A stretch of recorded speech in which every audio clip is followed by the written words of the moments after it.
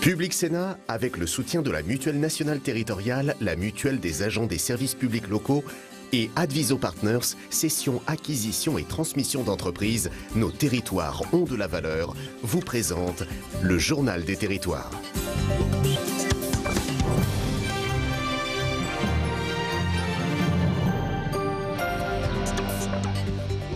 Bonjour à tous, bienvenue dans notre matinale d'infos sur Public Sénat avec la presse quotidienne régionale, les Indes radios, 130 radios qui sont nos partenaires sur tout le territoire français, les télévisions locales de France et avec TV5 Monde. Deux parties dans cette matinale, le JT des territoires dans un instant, suivi du Club de la presse, puis la météo et à 8h notre invité politique en direct sur ce plateau, c'est Brune Poirson, la secrétaire d'État auprès du ministre de la Transition écologique et solidaire qui sera notre invité. Dans un instant, c'est le JT des territoires et je vous y retrouve.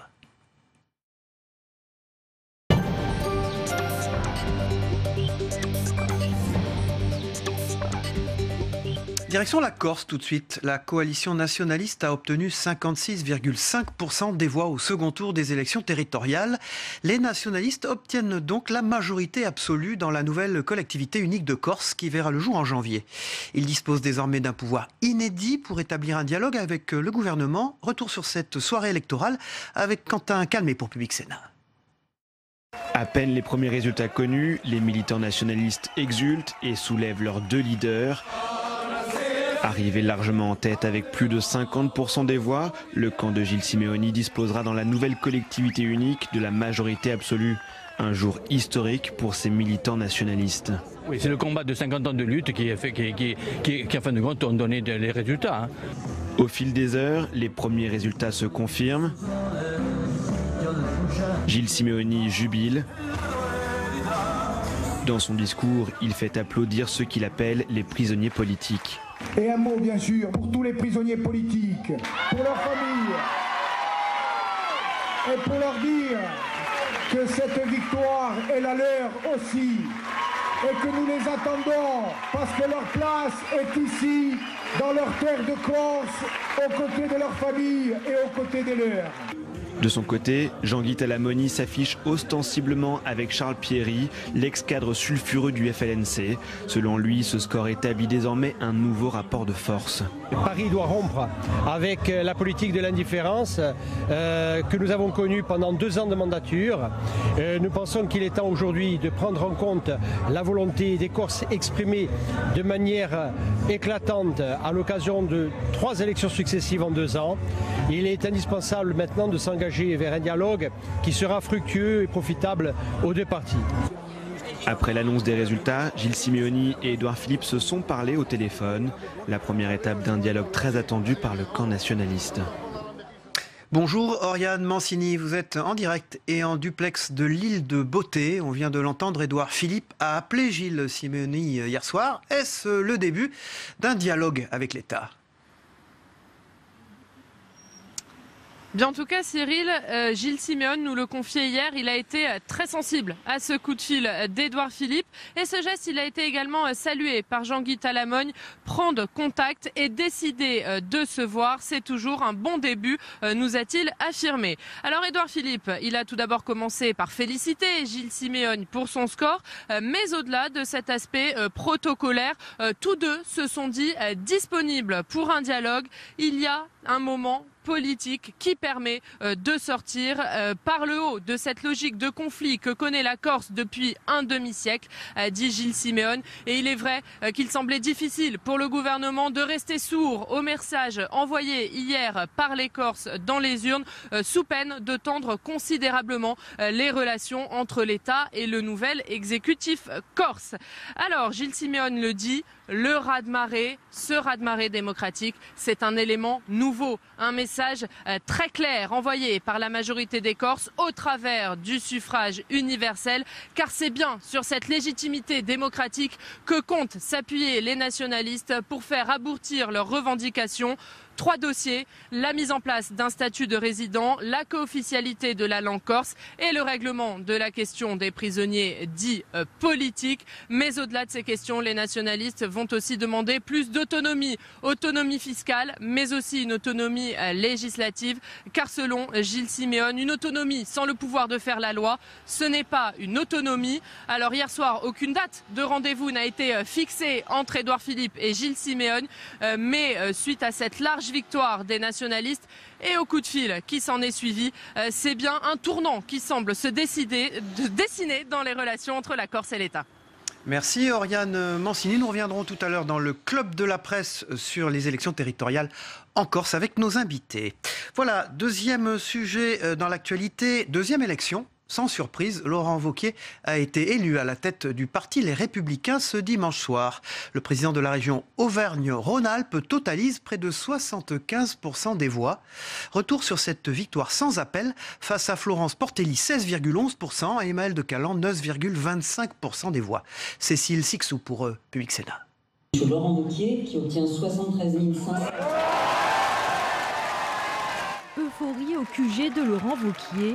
Il n'y aura pas de second tour. Leur candidat a été élu avec près de 75% des voix. Bravo Wauquiez, bravo!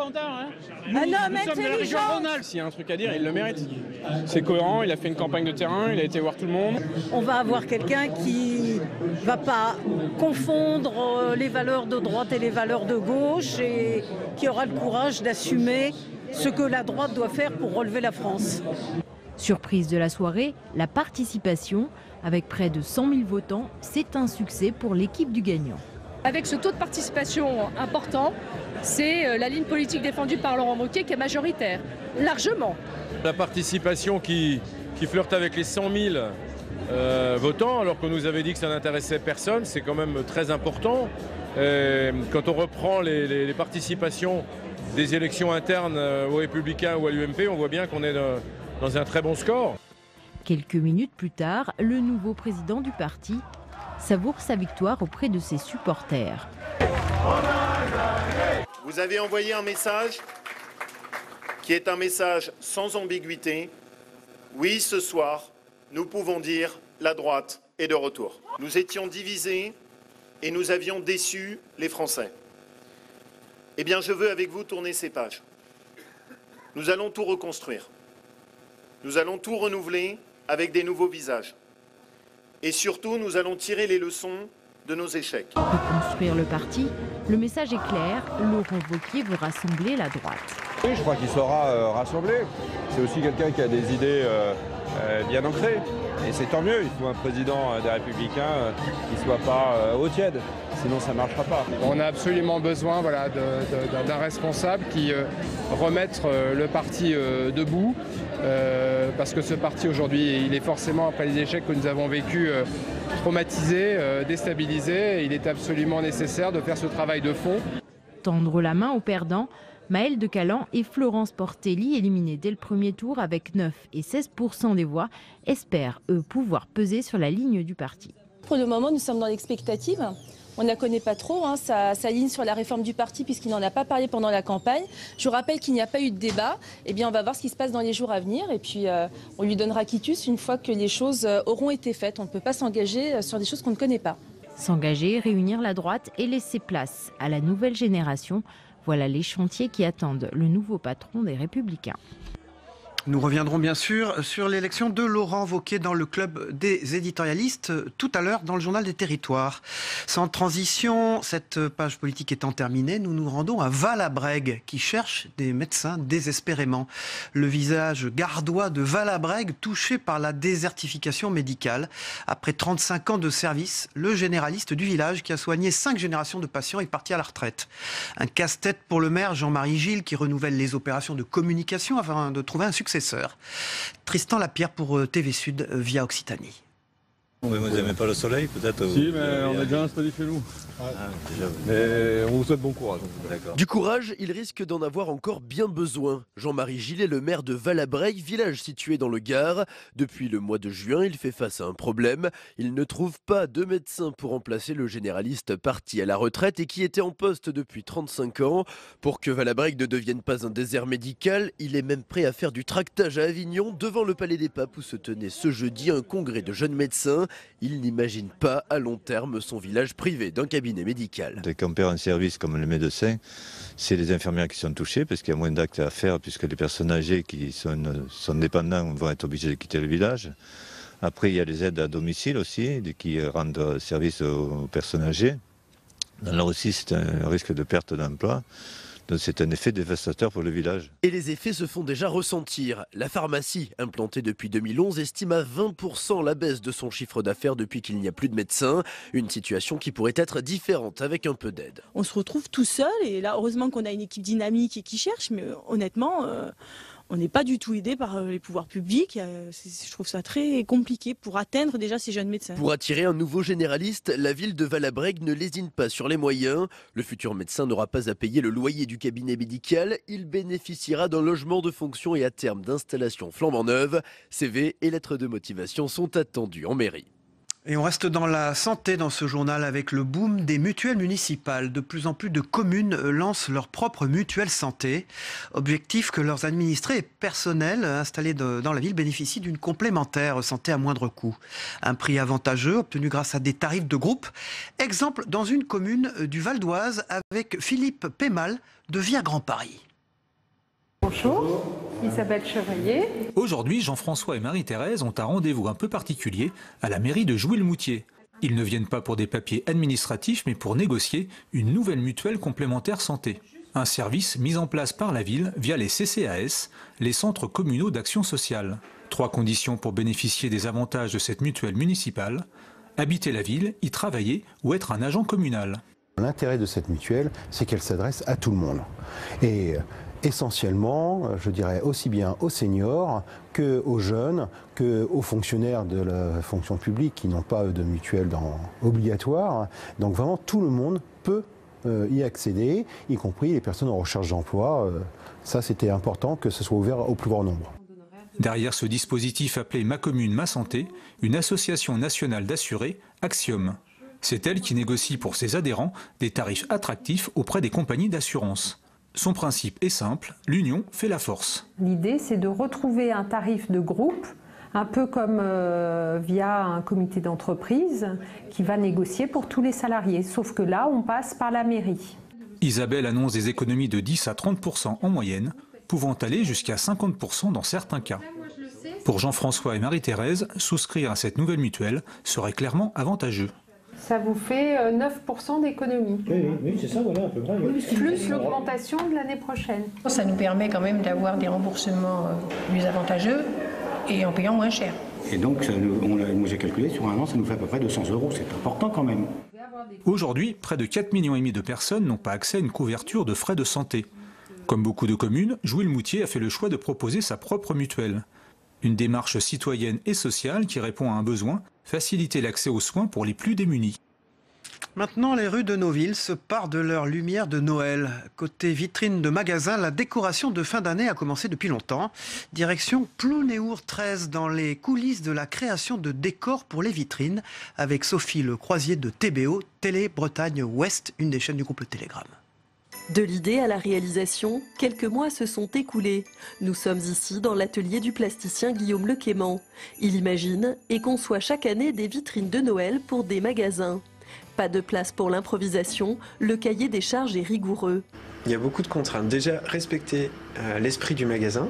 Et la vitrine, c'est presque un mouchoir de poche. Donc c'est aussi intéressant parce qu'il y a peu d'espace pour créer. Donc là, je vais utiliser des bois de bouleau blancs, des troncs que je suis allé chercher coupés dans la forêt. Donc il faut être un peu bûcheron aussi. Et j'ai conçu une cabane en carton que je vais mettre en œuvre dans la vitrine. Une toute petite cabane. Et il y aura des petits personnages animés pour créer l'attrait de loin et puis pour que les gens s'arrêtent regarder la petite histoire. Guillaume puise son inspiration dans la nature, les matières et les objets. Et pour que la magie opère, il utilise un tas d'astuces apprises entre autres pendant sa formation aux Beaux-Arts de Brest. Bon, alors ici, donc, on est dans mon atelier, c'est une sorte de cabinet de curiosité. Il y a un petit peu de tout et je pioche dans cette manne et je suis toujours à la recherche d'objets un peu particuliers, quoi. Place à l'installation et au dernier réglage, directement dans les vitrines des commerçants. Elle doit susciter en fait tout ce qui est Noël, la magie de Noël, le rêve, le retour en enfance, parce qu'en fait c'est une vitrine qui plaît énormément aux enfants. À chaque vitrine, son univers de fête. Tout au long de l'année, Guillaume élabore également des scénographies pour le théâtre et quelques musées finistériens. Voilà, on continue ce journal des territoires préparé par Soumaya Benaïssa. Dans un instant, c'est le club de la presse. Mais tout de suite, c'est la une de vos journaux en région. On les regarde ensemble.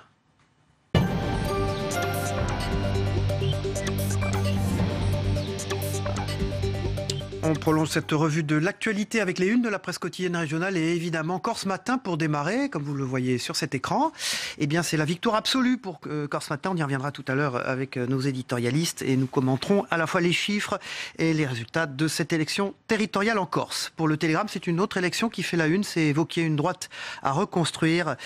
C'est dès le premier tour avec près de 75% des voix que Laurent Wauquiez a été élu hier. Vous l'avez vu dans le JT il y a un instant, président du parti Les Républicains. Il va devoir maintenant reconstruire la droite après les défaites électorales de 2017 et ce malgré la méfiance qu'il suscite toujours dans son propre camp. On reviendra là-dessus avec Jean-Michel Elvig dans un instant. Pour la Nouvelle République, Wauquiez élu, LR met le cap à droite. C'est la tendance générale dans la presse quotidienne régionale et également à la une de la Nouvelle République.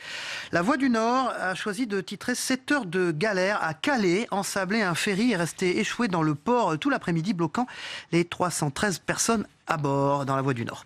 Pour Libération Champagne, c'est Johnny Hallyday que l'on enterre, vous le savez, à Saint-Barthélemy aujourd'hui. Ils n'oublieront pas ton nom. Près de 400 fans au bois ont rendu un dernier hommage à Johnny en musique hier à Troyes. Et c'est Libération Champagne qui revient sur ce fait de l'actualité ce matin. Pour Ouest France, c'est une affaire qui rebondit et continue car plus de lots sont contaminés qu'on ne le pensait. Retrait massif de lait infantile Lactalis à la une du plus grand quotidien régional français. Et puis la Dépêche du Midi titre aussi lait pour bébé, le retrait massif après le signalement de nouveaux cas de salmonelle chez les nourrissons. Les pouvoirs publics ont annoncé hier le retrait de plus de 600 produits. Pour Presse Océan, l'aéroport, la pression monte autour de Nicolas Hulot, Notre-Dame-des-Landes.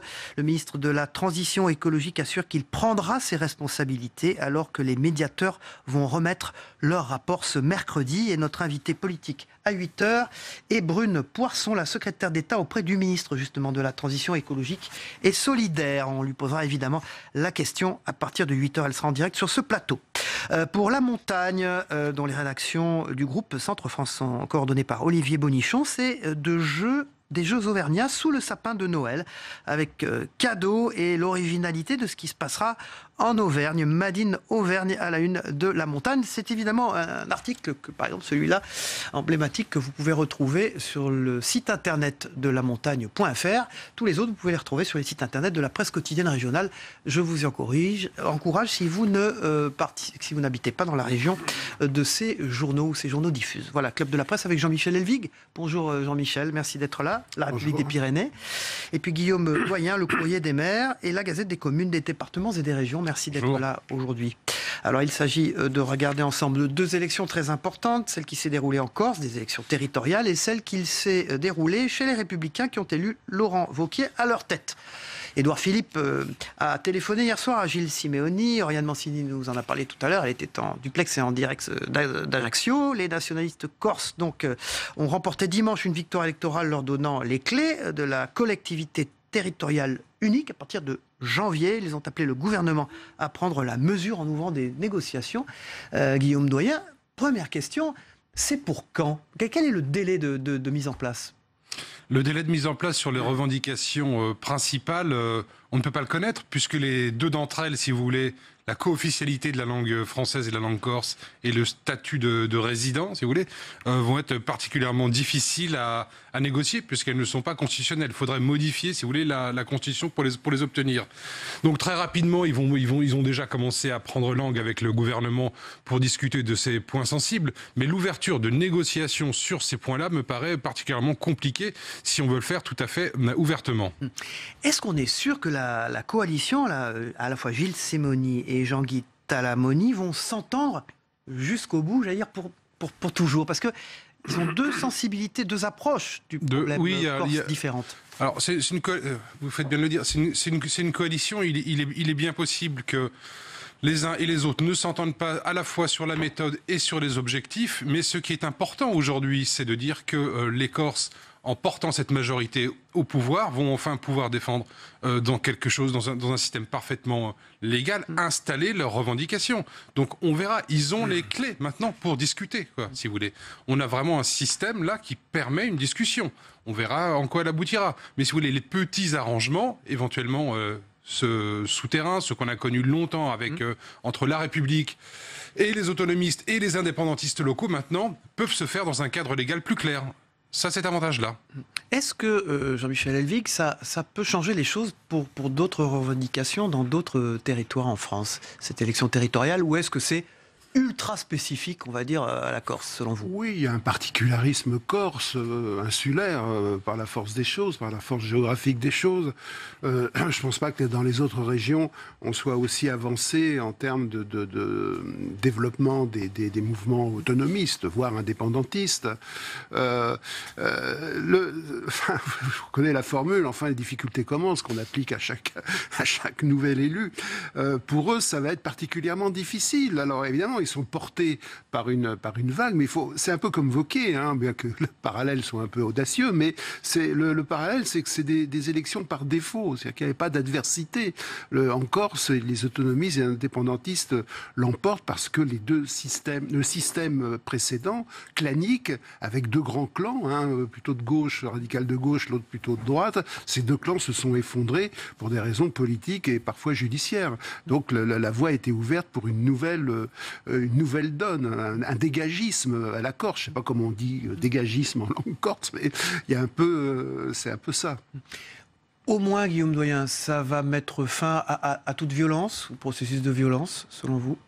Je m'avancerai pas là-dessus, si vous voulez, vu la forte fragmentation qu'on connaît dans les forces politiques corses. J'en suis pas sûr, non. J'en suis pas sûr. En revanche, il est parfaitement sain que même une victoire un peu par défaut, par la conséquence de l'effondrement des clans classiques, permette, si vous voulez, à des gens élus tout à fait légalement et dans les formes, de porter la parole des autonomistes et des indépendantistes. Laurent Wauquiez a été élu dimanche président des Républicains. C'est une autre élection ce week-end, avec 74,60% des voix parmi les 98 543 adhérents du parti qui se sont exprimés, selon des chiffres communiqués par la haute autorité chargée de superviser le scrutin. Toute la presse quotidienne régionale et nationale aussi, d'ailleurs, Jean-Michel Elvig, dit que l'homme fort d'une droite affaiblie, c'est le président de LR aujourd'hui. Oui, au royaume des borgnes, etc. Non, oui, de fait, c'est l'homme fort d'un parti dont une grande partie des adhérents est déjà allé vers ailleurs, où c'est réfugié dans l'abstention et le dépit d'une élection présidentielle qui devait être imperdable et qui a été perdue. Et puis il faut voir aussi que la moitié de son électorat, il fait 42% de participation. Alors ils s'en glorifient, mais ils avaient annoncé un chiffre tellement bas que du coup ils peuvent dire regardez, c'est un succès. Bon, ça fait partie des petites habiletés qu'ils n'ont pas inventées, mais surtout la moitié de leur électorat, au-delà donc des militants, trouve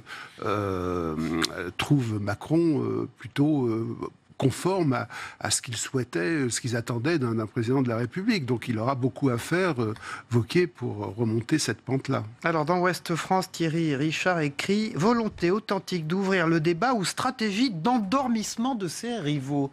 Guillaume Doyen, quelle stratégie il a, Laurent Wauquiez, alors maintenant? Quel choix il a? C'est une élection qui nous a tous rajeunis. On se serait cru en 2005, 2006, c'était le sarkozysme. C'est un peu, de même 2004. Donc voilà, hier c'était retour vers le futur, c'était retour vers le passé, c'était bien. On aurait presque pu faire, en fait, les discours, on les connaissait. Mais voilà, on connaissait. Voilà, le cancer d'assistanat, ça revient, tout ça, on met une crèche dans... Alors, le journal de la Haute-Marne, vous savez qu'on aime bien la presse quotidienne. Oui, le journal de la Haute-Marne, Patrice Chabanet écrit, lui, un cousinage idéologique avec l'extrême droite. Vous allez jusque-là? Oui, absolument. Si vous voulez, à la fois dans le programme, dans les déclarations officielles, et dans les petites provocations, comme celle de la crèche, typique. Oui, je risquerais même cet axiome, c'est que plus il va emprunter au discours du Front National, et il a déjà largement commencé, moins il sera pour l'alliance. Je pense qu'il ne fera jamais alliance avec le Front National pour une raison très simple, c'est que dans ce segment d'opinion, il n'y a pas de place pour deux chefs. C'est un secteur d'opinion qui a besoin d'une incarnation d'un chef fort. Il n'y a pas de place pour deux chefs. Mais est-ce qu'il peut profiter de l'affaiblissement du Front National et de Marine Le Pen? Oui, ça. Est-ce qu'il peut? Il essaye, oui, bien sûr. Cela dit, c'est toujours la même chose. Marine Le Pen, ou le pénisme, on le voit plutôt à la peine, si je peux me permettre, lorsque, entre deux élections, les sondages sont pas bons, et puis lorsqu'il y a des élections, on s'aperçoit que cet électorat demeure. Donc il veut rééditer le coup de Sarkozy 2004. Le problème, c'est qu'en politique, les choses ne se passent jamais deux fois de la même manière. Vous avez noté quand même qu'il a réussi à avoir une photo avec François Fillon. Ils se sont retrouvés pour un petit déjeuner dans un restaurant parisien proche des Invalides, et puis une apparition avec Nicolas Sarkozy aussi. Donc il a tenté déjà de fédérer avant même d'avoir commencé, si je puis dire. Oui, il fédère ce qui reste, parce que tout ce qui est, disons, l'électorat, enfin, disons, d'une droite plutôt modérée, est déjà parti. Donc le candidat qui est jupéiste, il a fait un score assez faible. Moins de 10%. Mais le pauvre, c'est que ses électeurs potentiels étaient déjà partis. Merci Jean-Michel Elvig. On retrouve vos écrits sur l'élection de Laurent Wauquiez dans la République des Pyrénées. Et puis Guillaume Doyen, on vous retrouve également tous les deux tout à l'heure pour le débrief de l'invité politique de 8h en direct sur ce plateau. Nous recevons Brune Poirson, qui est secrétaire d'État auprès du ministre de la Transition écologique et solidaire. On a beaucoup de questions à lui poser, notamment sur Notre-Dame-des-Landes. Voilà, tout de suite c'est la météo, le temps qu'il fait en France aujourd'hui, mais aussi dans les départements français d'Amérique, de l'océan Indien et du Pacifique, heureusement, parce qu'en France ça se gâte. À tout de suite.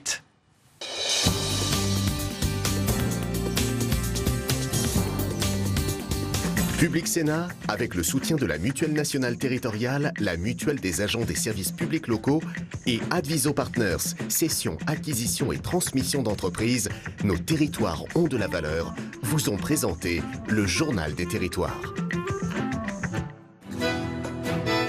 La météo vous est présentée par l'Assemblée des départements de France.